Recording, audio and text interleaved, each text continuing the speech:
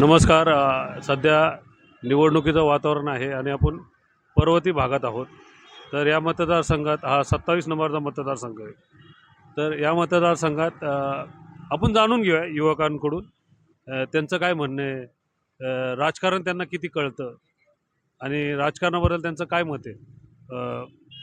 व्हॉट्सअपच्या विद्यापीठात तर खूप बोलतात, पण आपण आज बघूया की राजकारणात किंवा निवडणुकीच्या प्रचारात नेमकं त्यांना काय कळतं, समजतं. तर आपल्या प्रभाग प्रभाग आम्हाला पूर्ण मागच्या वेळीचा जो प्रभाग आहे तोच प्रभाग हा तसाच हा प्रभाग पुढे सेम कंटिन्यू झालेला आहे. 27 आहे प्रभाग क्रमांक 27 नवी पेठ पर्वती.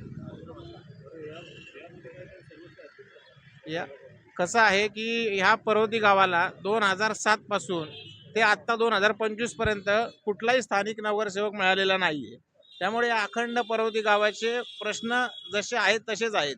इकडे पुण्याचं वैभव असलेलं मोठं पर्वती आहे, जवळ सारसबाग आहे, पण हे पूर्णपणे हा भाग पूर्णपणे दुर्लक्षित झालेला आहे, कारण की इथे स्थानिक नगरसेवकच मिळालेला नाहीये.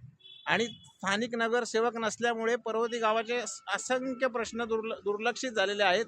इथे कुठल्याही स्वरूपाची कामं झालेली नाहीयेत.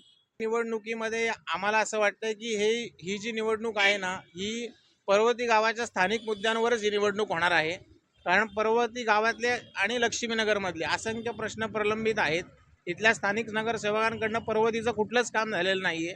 त्यामुळे ॲज अ पर्वतीकर आणि आम्ही जे पर्वतीतले स्थानिक भूमिपुत्र आहोत, त्यांच्याप्रमाणे आम्हाला पर्वतीतलाच माणूस नगरसेवक व्हायला पाहिजे असं आम्हाला मनापासून वाटतं.